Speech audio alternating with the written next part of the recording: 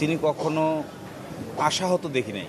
সবসময় বলতেন আল্লাহ একটা পথ বের করে দিবে, পরিবেশ যত কঠিনই হোক একটা পথ বের হয়ে যাবে। ধৈর্য ধরে কাজ করা হলো আমাদের কাজ।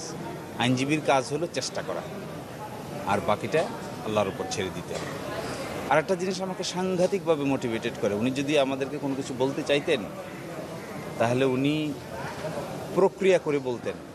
আমার মনে আছে, আমি মনে হয় এক সময় একটা বলেই করেছিলাম, উনি আমাকে বাসার দাওয়াত দিলেন, দাওয়াত দিয়ে বললেন আসুন। গিয়ে দেখি অনেক খানা দানা নিয়ে উনি বসে আছেন। আমি ওনার সঙ্গে খেলাম, উনিও আমার সঙ্গে খাওয়ার পরে আস্তে আস্তে বললেন যে আমি কি ভুল করেছি। আসলে এত সফিস্টিকেটেড থিঙ্কিংয়ের লোক ছিলেন, অত্যন্ত উচ্চ দরের চিন্তা ভাবনা করতেন তিনি।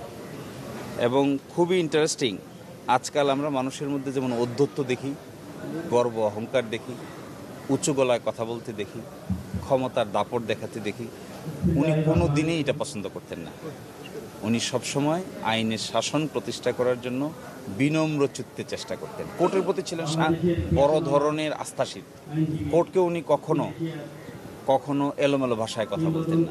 পরিবেশ যাই হোক না কেন ধৈর্য ধরে আস্তে আস্তে বলতেন। যিনি এখন বোঝেন নাই, আমি হয়তো ভালো করে উপস্থাপন করতে পারি নাই, এই কারণেই বোঝেন নাই। তা আমি ভালো করে উপস্থাপন করি, তারপরে উনি বুঝবেন। আস্তে আস্তে তাই করতে, রেফারেন্স ছাড়া কথা বলতে না করতেন আমাদের, যে কখনো রেফারেন্স ছাড়া কথা বলবে না। তোমার কাছে যদি দলিল না থাকে তাহলে তুমি অযথা বক্তব্য দিতে যাবে না, আগে রেফারেন্স জোগাড় করো, তারপরে জজদেরকে বলো। এগুলো আমাদেরকে অনেক মোটিভেটেড করে।